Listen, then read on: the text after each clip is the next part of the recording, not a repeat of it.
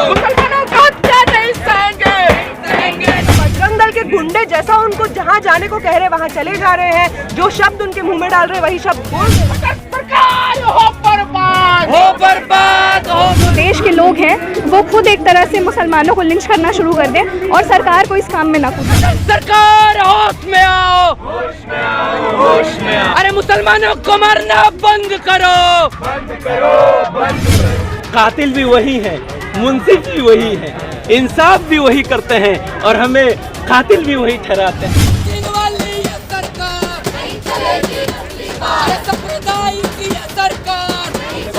एक जानवर को बचाने के नाम पे आप किसी इंसान को मार दे रहे हैं और ये क्यों हो रहा है? ये सिर्फ एक मुसलमान कम्युनिटी के साथ नहीं हो। अरे सुन ले मोदिया, ऐसे बोल, हल्ला बोल, हल्ला। गुस्सा ही मिल रहा है कि हमारी सरकार हमारे समर्थन में है क्योंकि मैं मुसलमानों को मार रहा हूँ। जब पुलिस ही बजरंग दल जैसे गुंडों की बात बोलने लगती है तो ऐसी पुलिस नहीं है, वो बस बजरंग दल, विहिप वगैरह जैसे जो ऑर्गेनाइजेशंस हैं उनको अगर इतनी ज़्यादा टूल मिली हुई है, अगर इतनी ज़्यादा उनको प्रोटेक्शन मिली हुई है तो वो किससे मिली हुई है? बीजेपी सरकार से मिली हुई है। इसमें साफ तौर पे देखने को मिलता है कि किस तरीके से पुलिस का पूरा संरक्षण में ये सब चीज़ हो रहा है। वरना आप मानिए कि पुलिस को महापंचायत से धमकी मिलती है कि तुम आओगे अपने पैरों पर, लेकिन वापस कैसे जाओगे ये हमारी जिम्मेदारी नहीं है। बेसिकली धमकी मिलती है पुलिस के ऑफिशियल्स को कि तुम्हारा टांग तोड़ के हम लोग तुमको वापस भेजेंगे। पब्लिक ऑफिशियल्स जो अपना ड्यूटी एग्जीक्यूट करने का कोशिश कर रहे हैं और ऐसा लोग जो हत्या के लिए वांटेड हैं उनके घर में जाकर तहकीकात कर रहे हैं, इन्वेस्टिगेशन कर रहे हैं और ऐसे लोगों को आप धमकी दे रहे हैं कि अगर आप वायलेंस के खिलाफ इन्वेस्टिगेशन करेंगे तो तुम्हारा टांग तोड़ देंगे। और इस बात पे हरियाणा पुलिस क्या करती है? कुछ नहीं करती है, अगले दिन नाम हटा लेती है मोनू मानेसर। अगर यही पुलिस का कामकाज है कि पुलिस लॉ का रक्षा करने के बजाय, लोगों का रक्षा करने, सिक्योरिटी के लिए रिस्पॉन्सिबल होने के बजाय अगर मोनू मानेसर को बचाने में लग जाएगी, बजरंग दल के गुंडों को बचाने में लग जाएगी, तो आम जनता है वो पुलिस की इज्जत क्यों करे? अगर पुलिस अपना काम नहीं कर सकती है, जो हत्यारे हैं उनको गिरफ्तार नहीं कर सकती है, लोगों को सिक्योरिटी प्रोवाइड नहीं कर सकती है, तो पुलिस का काम क्या है?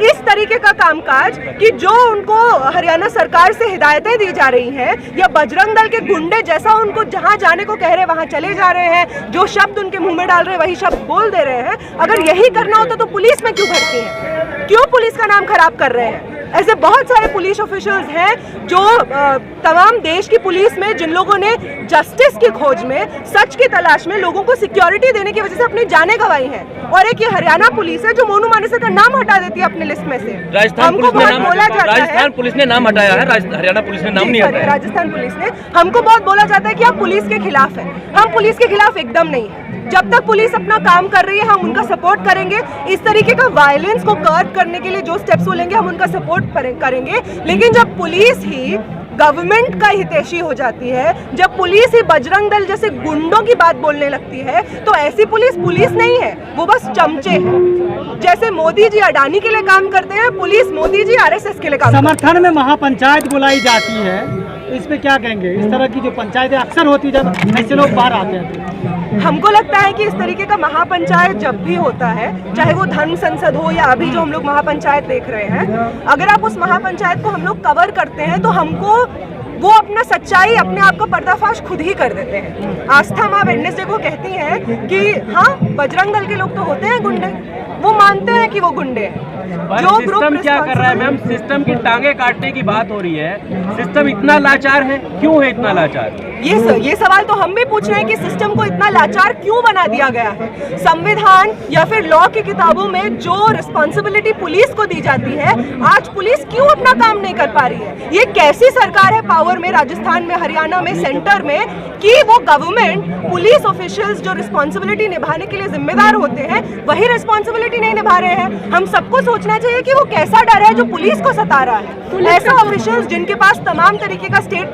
का अधिकार होता है, वो लोग डरे हुए हैं। अगर वो लोग डरेंगे तो आम जनता का क्या अधिकार होगा? लेकिन हमेशा सवाल होते रहे हैं कि बीजेपी शासित राज्यों में लोगों पर जुल्म होता है, गाय के नाम पर मारा जाता है, बच्चा चोरी के नाम पर मारा जाता है। लेकिन यहाँ तो जो बीजेपी सरकारों के रवैये रही है, वही कांग्रेस की सरकार जो राजस्थान में शासित राज्य में है उसका भी वही रवैया है। वहाँ पर वो मैन आरोपियों का नाम निकाल रहे हैं और उनको गिरफ्तार करने की कोशिश तक नहीं की जा रही है। तो कैसे आप कांग्रेस और बीजेपी को एक ही नज़र से देख रहे हैं? देखिए, कांग्रेस और बीजेपी अगर एक ही नज़र से मुसलमानों का कत्लेआम करेंगे और उस कत्लेआम को बचाने के लिए उन लोगों को संरक्षण देंगे, तो उनको उसी नज़र से anti Muslim, anti democracy, anti constitution, anti India नज़र से देखा जाएगा। कि मुस्लिम सेंटिमेंट तो 2012 से ही हम ट्रेस कर सकते हैं, और जो मुसलमानों के खिलाफ एक नैरेटिव क्रिएट करने की कोशिश की जा रही थी, सोसाइटी में उनको बदनाम किया जा रहा था, उनको इस तरह से एक एंटी इंडियन कैरेक्टर के तौर पर पेश करने की कोशिश की जा रही थी, वो सब तो 2012 से चल रहा है, जिस समय से बीजेपी सरकार अपने मतलब सत्र के लिए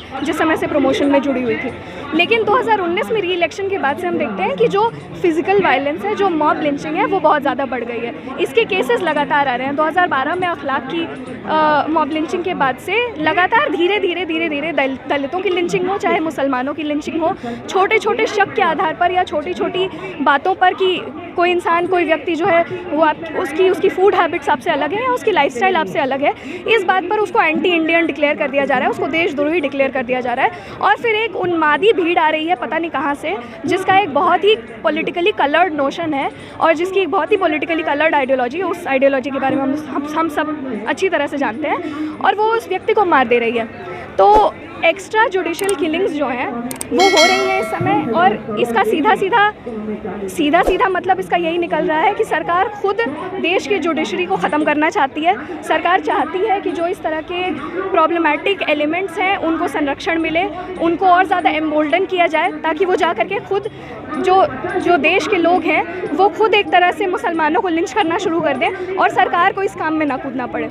तो जी आप बताइए, और कोई सवाल? केवल सरकार मतलब खामोश नहीं है और ना ही वो दल काम कर रहा है, वो दल जो है पुलिस को थ्रेट कर रहा है कि आएगी तो अपने पैरों पर अगर कार्रवाई के लिए आती है, जाएगी पैरों पर नहीं। इसे कैसे देखते हैं? डायरेक्ट स्टेट को चुनौती। हाँ, देखिए, इस तरह की जो इंटरनल कॉन्फ्लिक्ट्स हैं वो तो होते रहेंगे, लेकिन जो इस समय ऑल पावरफुल है उससे सवाल पूछना बनता है। जो इस समय सरकार पार्लियामेंट में बैठी हुई है उससे अगर हम सवाल नहीं करेंगे तो और किससे करेंगे? इस तरह के स्मॉल आउटफिट्स, अगर छोटे छोटे संगठन या खाप पंचायत या बजरंग दल, विहिप वगैरह जैसे जो ऑर्गेनाइजेशंस हैं, उनको अगर इतनी ज़्यादा टूल मिली हुई है, अगर इतनी ज़्यादा उनको प्रोटेक्शन मिली हुई है, तो वो किससे मिली हुई है? बीजेपी सरकार से मिली हुई है, वो उनके आरएसएस कनेक्शंस की वजह से उन्हें मिली हुई है।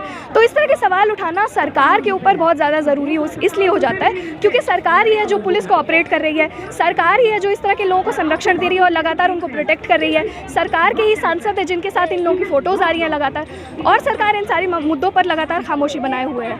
तो आज एक जानवर को बचाने के नाम पे आप किसी इंसान को मार दे रहे हैं, और ये क्यों हो रहा है? ये सिर्फ एक मुसलमान कम्युनिटी के साथ नहीं होता है, ये होता है लोअर कास्ट लोगों के साथ ही, मार्जिनलाइज लोगों के साथ भी, जिनको पेड़ पे बांध कर उनको मॉब लिंच कर दिया जाता है। क्रिश्चियंस के साथ होता है। तो आज का जो समाज है, आज के समाज में हम देख सकते हैं कि कौन है जो बिना इस डर के जी सकता है। वो अपर कास्ट, वो ब्राह्मण लोग ही हैं जो इस बिना डर के जी सकते हैं, क्योंकि जो सरकार है वो उन्हीं के फेवर में काम कर रहा है। सरकार उनके साथ है, और ये जो बजरंग दल, वीएचपी जैसा लोग हैं, ये इन्हीं के साथ इनको ब्राह्मणों के साथ ही काम करने के लिए खड़ा हुआ है। ये जब कौन देता है ये खुली छूट, कौन देता है? ये बजरंग दल और वीएचपी जैसे लोगों को, हिंदू महासभा, आरएसएस जैसे लोगों को, ये लोग मार सकता है किसी इंसान को, जला सकता है उसको कार में। और हम हर देश का हर एक इंसान जानता है कि कौन कर रहा है ये, पुलिस जानती है कौन कर रहा है, सिस्टम जानता है कि कौन कर रहा है ये, लेकिन उनको पकड़ा नहीं जाता है। मुनु मनेसर जैसे लोगों को पकड़ा नहीं जाता है। पंचायत लग जाती है उनके फेवर में, रैलियाँ निकलती हैं उनके फेवर में। तो बिल्कुल ये बहुत गलत चीज़ है। और जब भी होता है मॉब लिंचिंग, तो हम लोग इसी तरीके से एक स्टूडेंट कम्युनिटी यहाँ पे आके खड़ा होता है अपनी बात रखने के लिए, और वो लोग जो एक्चुअली टारगेटेड है, जो मुसलमान जो एक्चुअली टारगेटेड है, वो तो अपनी बात रखने के लिए खड़ा भी नहीं हो सकता, क्योंकि खड़ा होगा तो उनका घर गिरा दिया जाएगा। जानवर या गाय के नाम पे किसी इंसान की हत्या कर देना, ये कहाँ तक जायज़ है? कानून व्यवस्था नाम का कोई चीज़ है कि नहीं? आपको न्याय पे भरोसा है कि नहीं? कैसे आप किसी इंसान का हत्या कर सकते हैं? और हत्या करने वाले इंसान की गिरफ्तारी के समर्थन में गिरफ्तारी नहीं हो रही है, लेकिन उस इंसान के समर्थन में क्यों रैलियाँ निकल रही है, महापंचायतें क्यों हो रही है? इस पे सवाल है। ये सरकार इन लोगों को सह दे रही है जो मुसलमानों को मार रहे हैं। सरकार चाहे नहीं दे रही है और सरकार को भी चुनौती दे रहे हैं। वो कह रहे हैं सरकार पुलिस अगर जांच के लिए आएगी तो वो हरियाणा पुलिस को नहीं कह रहे हैं ना, क्योंकि उनको पता है कि हरियाणा पुलिस उनके समर्थन में है, क्योंकि वो भाजपा के समर्थित लोग हैं। वो राजस्थान के लोगों को बोल रहे हैं, उन पे FIR तक नहीं हो रही है। ऐसे लोगों के खिलाफ इस देश का गृह मंत्री सवाल क्यों नहीं कर रहा है? अब देश के गृह मंत्री हैं, प्रधानमंत्री हैं, प्रधानमंत्री आप ये बात को क्यों नहीं बोल रहे हैं किसी इंसान की हत्या जायज नहीं है किसी जानवर के नाम पे? कैसे गाय के नाम पे किसी की इंसान की हत्या के जायज ठहराया जा सकता है इस देश में? चोला ओढ़ के सब कुछ जायज लग रहा है लोगों को, लोग उनके समर्थन तो में जुट रहे हैं। इसको बंद होना होगा ना। ये पहली घटना नहीं है। अगर शुरू में जब अखलाक की हत्या हुई थी उनके लोगों को तुरंत गिरफ्तार कर लिया जाता और उनको सजा दिया जाता, उनके फ्रीज में पहले ये चेक न किया जाता कि मांस के लोथड़े किस जानवर के हैं, वो मटन है कि बीफ है कि चिकन है, ये जांच ना होके। और दूसरा चीज़, अगर गृह मंत्री देश का ये जैसे लिंचिंग करने वाले लोग बाहर आते हैं जेल से तो उनको माला ना पहनाते, मिठाई ना खिलाते, ऐसे लोग पे कार्रवाई होता तो ऐसे चीज़ें बंद होती। लेकिन इनको सह मिल रहा है कि हमारी सरकार हमारे समर्थन में है क्योंकि मैं मुसलमानों को मार रहा हूँ, लेकिन उनको राजनीतिक लाभ मिलता है। तभी तो वही तो बोल रहा हूँ, वोट की फसल बो रहे हैं ना, तो ये चीज़ बंद तो होगा ना। सरकार कब तक रहेगी? सरकार को तो जाना पड़ेगा ना।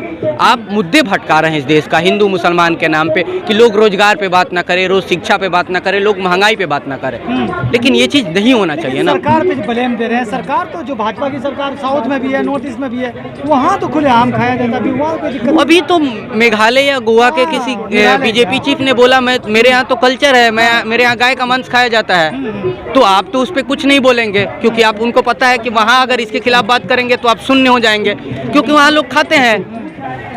और ये भी देखिए, एक शर्म की बात है इस देश के लिए कि आप गाय के नाम पे तो मार रहे हैं लोगों को, लेकिन इसी देश से विदेश में एक्सपोर्ट सबसे ज्यादा हो रहा है और भाजपा के बड़े नेता लोग ये एक्सपोर्ट करते हैं, इनका धंधा चल रहा है उससे। तो क्या आस्था वातावरण और माहौल के हिसाब से बदल जाती है क्या? लग तो ऐसे ही रहा है, नहीं तो इस देश के जंतर मंतर से बड़े बड़े साधु कैसे ये आह्वान करते कि मुसलमानों का कत्लेआम करो, कैसे ये आह्वान करते कि गोली बंदूक का इस्तेमाल करो, रखो। क्यों? आपको क्या दिक्कत है? आपको कहाँ खबर मिली कि मुसलमान कोई आरोपी है, अगर कुछ गलत कर रहा है तो उनके समर्थन में मुसलमान यात्राएं निकाल रहा है? नहीं कर रहे हैं ना। लेकिन मोनू मनेसर जैसे लोगों के समर्थन में महासभाएं तो हो रही है ना। और दूसरा चीज, 4 सीट से नाम निकल गया उनका, ये भी असर है। दूसरी चीज, आप कठुआ का एग्जाम्पल लीजिए। कठुआ में एक आसिफा नाम की लड़की का रेप होता है, उनके समर्थन में भाजपा के मंत्री और तमाम भाजपा के लोग तिरंगा यात्राएं निकाल रहे हैं। क्या तिरंगा के आड़ में आप रेपिस्ट को रेपिस्ट का जो दोषी है, रेप का दोषी है, उनको कैसे सही ठहराएंगे? एक चीज़ नहीं होगा, इसको बंद होना पड़ेगा। हम लोग इसीलिए जंतर मंतर पे आज प्रोटेस्ट करने आए थे कि नासिर और जुनैद को इंसाफ मिलना हो, हर हाल में मिलना होगा, नहीं तो हम लड़ रहे हैं और आगे भी लड़ेंगे। और मोनू मनेसर जैसे नफरती लोग, इनको गिरफ्तार करने होगा। और जो भी लोग हिंदू मुसलमान, गाय गोबर, शमशान कब्रिस्तान की बातें कर रहे हैं, इनको ये बात करने वाले लोगों को गिरफ्तार किया जाए और जेल के अंदर डाला जाए, क्योंकि देश संविधान और लोकतंत्र से चलता है। ये देश सेकुलर है। एक खास धर्म के लोगों को आप बाहर निकालने की, मारने की जान से बात नहीं कर सकते हैं। इधर पे हंस रहे थे, उनको कानपुर देहात की भी चीजें याद रखनी चाहिए कि कानपुर देहात के अंदर में दो महिलाओं को किस तरीके से उनके ऊपर में बुलडोजर चला दिया गया और उनको मार दिया गया। इनका भी ख्याल रखना चाहिए। इस देश को हमें आग लगने से बचना है। इस देश के अंदर में अगर मैं गलती कर रहा हूं, अगर हम लोग गुनहगार हैं, तो उनको सजा दी जाए। उसके लिए कोर्ट है, और कोर्ट में जब तक चीज़ें नहीं होंगी, कोर्ट जब तक ट्रायल नहीं करेगा, उससे पहले अगर आप मार देते हैं तो ये गलत है। और इसके खिलाफ आज हम लोग जंतर मंतर पे धरना दे रहे हैं। सवाल आप लोग पे ही उठता है कि आग लगाने वाले ही आग से बचने की बात करते हैं। ये आरोप लगता है आप लोगों के ऊपर कि आग तो आप खुद ही लगाते हो और आग से बचने की बात करते हो। अरे हम क्या करें? कातिल भी वही है, मुंसिफ भी वही है, इंसाफ भी वही करते हैं और हमें कातिल भी वही ठहराते हैं। हम तो ठहरे बेचारे मजलूम, हमारे ऊपर में जुल्म तशद्दुद के पहाड़ तोड़े गए हैं, फिर भी हम ही मजलूम है। आपको पता है गुजरात दंगे में आप BBC की वो जो बनी है, डॉक्यूमेंट्री जो बनी है, उसको क्यों नहीं देखने देते हैं? आप इसलिए नहीं देखने देते हैं कि वो जो हमारे ऊपर में जो आपकी सरकार के माध्यम से जुल्म तशद्दुद के पहाड़ तोड़े गए थे, वो बाहर आ जाएंगे। और वो बाहर आ जाते हैं, इसलिए आपने उसको सिर्फ और सिर्फ इसलिए ही आपने उनको रोक दिया और डॉक्यूमेंट्री को दिखाने नहीं दिया।